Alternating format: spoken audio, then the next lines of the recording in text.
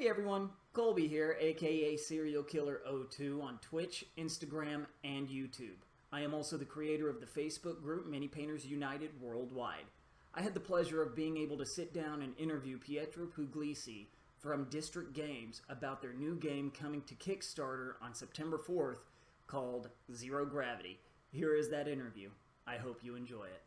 I had asked the group with Mini Painters United to send in their questions, and so they had given me some, and so I thought I'd run them by you. Is the game going to be a co-op campaign game, or is it a skirmish type? It's going to be a skirmish one. So Okay. actually, we will include 4 teams, and the main mechanic is going to be capture the flag. So as you can see, basically it's going to be a game in which team versus team, you have to score the highest number of points, which we call cheers, actually, to get to the winning condition. Okay. Okay, so the basic theme of the game is going to be more of like capture the flag. Is it more set in like kind of a sci-fi genre? Oh yeah, happy to go through it because it's the most interesting part, I think. Um, First, we come from a number of games in terms of development experience in which setting was core for the game itself. So this is exactly what we want to do when we design a new game. And here, the core setting is about close future. We are in 2130, actually. Okay. And the world changed totally thanks to an innovative technology that Newton Corporation brought to the market. It is called hyperlocal gravity. It is deployed through engines that allow certain perimeters, so surfaces, to become hypergravitational, meaning that you can actually walk over a wall, for example, or stand upside down on the ceiling. And this is thanks to this new technology that Newton Corporation brought to the market. You can imagine how the world changed totally thanks to this innovation, which, for example, allows for vertical agriculture, which could totally change the way we get and source food, or solves problems like over crowdness. Is it correct in English? So you have too many people living on Earth, so you can live upside down now. Totally new way of enjoy the planet somehow. And what happens? This Newton Corporation created and sponsored a new sport, which is called Zero Gravity Tournament, which leads us to the very core part of the game. So the grand final of this year tournament of Zero Gravity. This is an arena, a square arena. You have 4 big faces, actually, in which different teams compete one against the other to gain cheers from the audience, actually, in a number of ways. Some of them are grabbing and stealing the opponent flag, or killing an opponent, or killing one of the beasts that run throughout the arena. So a number of ways to delight the audience and gain points, which we call cheers. Okay. Is there going to be any? I know it's just now going to be hitting Kickstarter soon.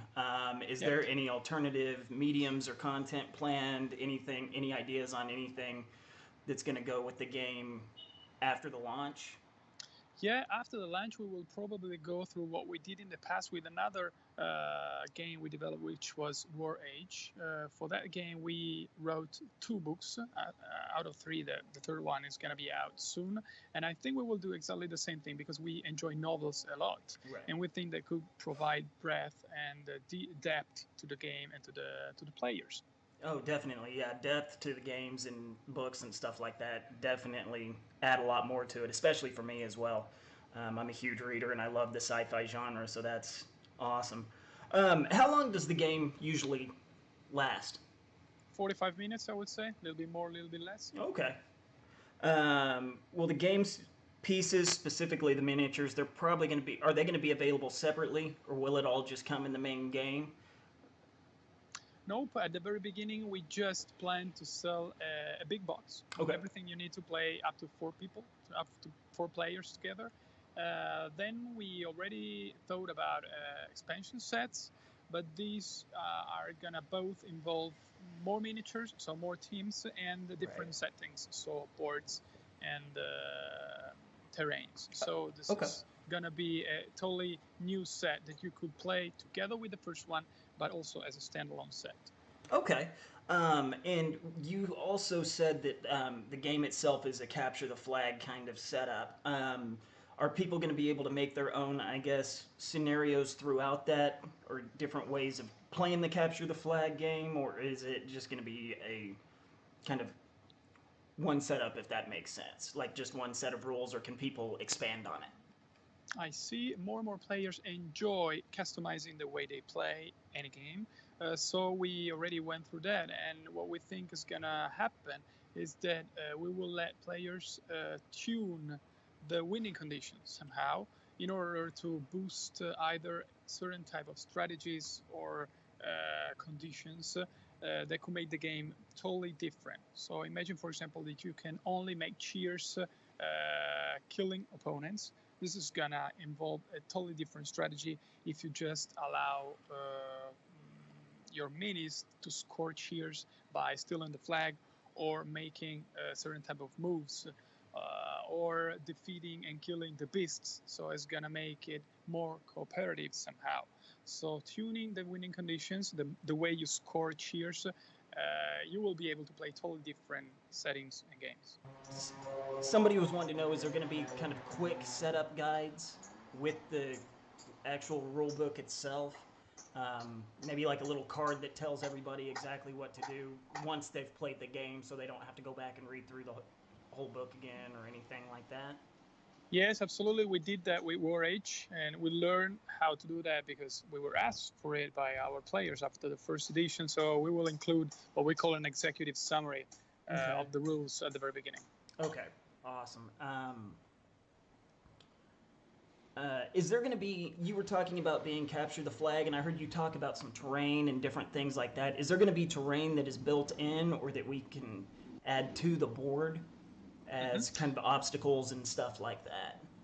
Yep, at the very beginning, our first setting, so the arena I was mentioning to you, is going to include crates and the flag and bombs and mines, not exactly terrains, because we really wanted to replicate these sci-fi settings, a little bit sporty, I would say, in which you do not actually have obstacles within the arena. The main point is about getting to the right point in the smartest way possible in order to leverage on your position given by the 3D environment, let's say. While future settings will include terrains and what we call modules. So what we expect to do is both to build smaller cubes, let's say cubicles, that could be put one aside the other and build a bigger environment in which you could move and you can change actually at your discretion, or work on a flat terrain in which you have things like hills or constructions over which you can walk vertically or hang with the same approach and technology we are using for the first cubic arena. Okay. And the pictures that we have seen of the board, it looks like, are those portals that you can kind of go into and go to a different area of the board, or what were those? Okay, so if it's okay for you, I can simply introduce you to our prototype and walk you through the arena, actually. Yeah, definitely. Let me just turn the camera. Can you see it? Yes. Okay, there we go. So welcome to the first 3D arena with magnetic miniatures, if not ever, at least currently out there. So what you see is a set of pre-painted miniatures, which of course we had painted by friends of us, which we thank a lot. Miniatures will come unpainted. And as soon as you go across the corner, you see that the cube is here with the vertical face, over which you will find some crates and miniatures. So just to let you see, every miniature has a magnetic base. This is just a prototype, of course. Welcome, lady. As you see, you simply take it to the cell and it stands. As simple as that. You want to move it by 1, by 2, by 3, and there you go. And what you see is a number of areas of the prototype. Mm-hmm. From which you can cast creatures. So each team will be able to place these spawns from which you will be able to cast your hero and then the other characters from your team. You will have up to 14 miniatures per each team, and you will have to spend energy points to make them join in the game. You can place your spawns wherever you want, and your flag will be placed within the starting area that you will be choosing. So, for example, I start now. I will select the A1 area in which I will place my first spawn and flag. My opponent will start from the B1 on the opposite area.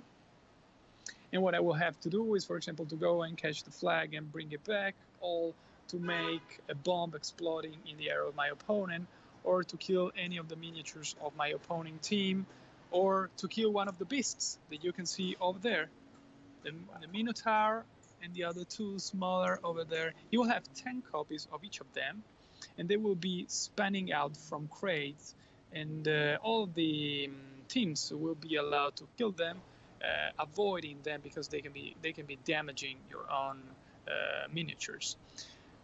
Just to let you see how it works. So here we find a friend hanging from the ceiling. Wow, that's awesome. Yeah, it is. And you simply put the miniature, and they stick because you have a magnetic base and a metal surface of the board. So we just say that if I can place a miniature over the fridge, why can't I simply put it upside down in my own game? And that's how we started the adventure. Wow, that is awesome. Those minis look incredible too. Oh, and that's a great compliment considering that what I saw from your community was outstanding. So we're very happy with that. You can see different teams actually. People coming from Japan, you see those cyborgs. People from a post apocalyptic future. People right there from the Nordics that had some mutations, and you can see they have this shark tile on the back. Oh yeah. Same thing from our friend hanging right there. Wow. And then you have the ladies. Oh, that's awesome. So imagine 4 teams and many other coming along, coming from different sides of the globes, competing in this zero gravity tournament sponsored by Newton Corporation. We see that very fascinating, and we are enjoying our own game too. So that's the reason why we are doing that with so much passion, I would say. Oh no, that's great. That looks incredible. It's definitely making me more excited for the game, I can tell you that. Good point. I know if you have any other question, Colby, happy to answer. Somebody was asking on the replayability of the game. And this kind of looks like this is going to be a good game for whenever a couple of friends get together and want to play don't want to be stuck playing a game for 3 or 4 hours, trying to get through a scenario or a campaign or something like that. They can just pull this game out and play it. And is there going to be replayability to where like you can upgrade or build up your stats for your characters and stuff like that? Yeah, the whole thing goes around how you tune the winning conditions again. So at the very beginning of the game, you can say how many cheers you have to collect to win the game. If it's 10, it's just like a death match, let's say. If it's 30, it's going to be more strategic. And if you start with 1 miniature in the arena, it's going to take longer to cast everything. But if you say, let's start with 5 minis and 10 beasts, and you just need to get to 10 cheers, it's going to be a very quick death match. So we think the replayability is gonna be fulfilling for all the players, and we think this is a core element as of today to make the game sustainable and long-lasting. Okay, perfect. And I know you kind of hinted at it a little bit ago, but I guess, are there going to be expansions, as in more like characters and stuff? I think you were saying that you guys are kind of thinking about bringing out different characters from different parts of the world, if I'm Yeah, correct. exactly. So also within the Kickstarter, you will start with some core characters for each team. So the hero, a supporter, and a minion, and then you will have additional characters to be added to each team, at least 2 for each team that could be unlocked along the campaign, and then entirely new teams. So a number of improvements and additional characters are coming along the way. And as you saw before, most of them are already designed and prototyped and painted, actually. So we are very happy we can unlock all of them, because it's something that we enjoyed a lot designing and testing, and we hope all of you will be able to enjoy it as a full game too. Wonderful. And last question I have: when is it going to be on Kickstarter? For the September the 4th, 2017. So what is it? 5 weeks and 5 something? weeks, yeah. Wonderful. Well, it looks amazing. Oh, thank you again, Colby. It's been great to have this interview with you, to see what your community is producing, and all the questions they made were super useful for us to be sure that not only we are on the right path, which is what we hope, finger crossed, but that we are providing everything that a player needs to make the right decision and to see what's behind the scenes, which sometimes we forget to share. Right. Well, and it definitely looks amazing, and I know a lot of people in the community are really excited for it. I know whenever I'm doing my streams on Twitch and stuff like that, everybody's asking if I had heard anything new or if anything else has gone on with it yet, and so they're definitely going to be excited to see this video for sure. I really appreciate it. Okay, again, can you tell us in a few seconds something more about your community? We at District Games care a lot about having communities well connected, so if you can simply add something, we will be very happy to let everybody know who is helping us since the very beginning. Yeah, for sure. Us over at Mini Painters United Worldwide on Facebook are definitely happy and, very, we feel, we're very appreciative of you giving us this opportunity. Mini Painters United Worldwide is a small group on Facebook right now.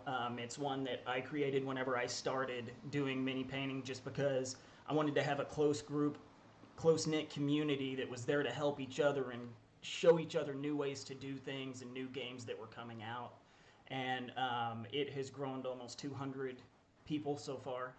And it's growing every day. And the community is great, and everybody there is very supportive of each other and tries to help each other out. And just like you've said and seen, that some of the painters on there, all the painters on there are just absolutely incredible. I'm blown away every day on the stuff that I see on there. So. Totally agree. So keep up the good job. Great meeting you and having the questions from your community. And looking forward to seeing all of you on September the 4th. Yeah, definitely. I appreciate it. I'll definitely be there. Thank you, Colby. All right. Bye-bye. Thank you. Bye-bye.